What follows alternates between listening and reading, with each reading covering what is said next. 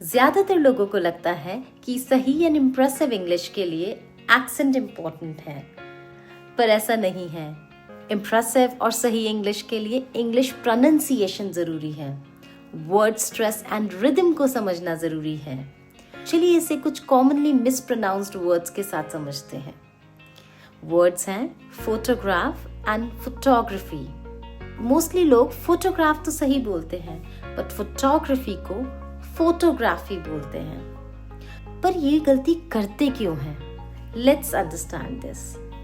हमारी first language Hindi है और हम अननोइंगली हिंदी का स्ट्रेस पैटर्न इंग्लिश लैंग्वेज पे भी अप्लाई कर देते हैं। हिंदी में जनरली वर्ड जब बड़ा होता है तो स्ट्रेस लास्ट में शिफ्ट हो जाता है। फॉर एग्जाम्पल, कमा कमाई, पढ़ पढ़ाई। पर इंग्लिश में ऐसा नहीं होता।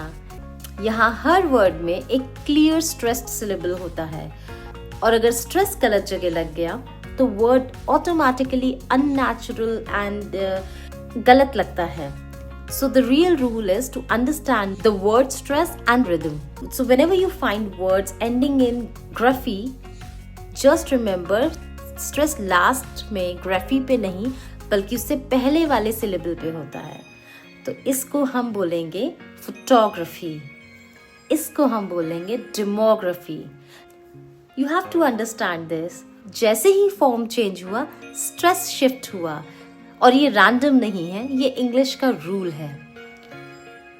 आज के लिए बस इतना ही, but it's very important to understand कि अगर आपसे ये गलती हो रही है तो इसका मतलब ये नहीं है कि आपकी इंग्लिश वीक है, पर इसका मतलब ये है कि आप हिंदी के रूल्स इंग्लिश लैंग्वेज पे भी अननोइंगली अप्लाई कर रहे हैं।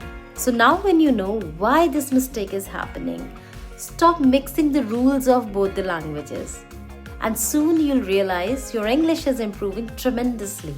ऐसे ही English language tips के लिए don't forget to follow me and subscribe this channel. See you very soon. Bye bye.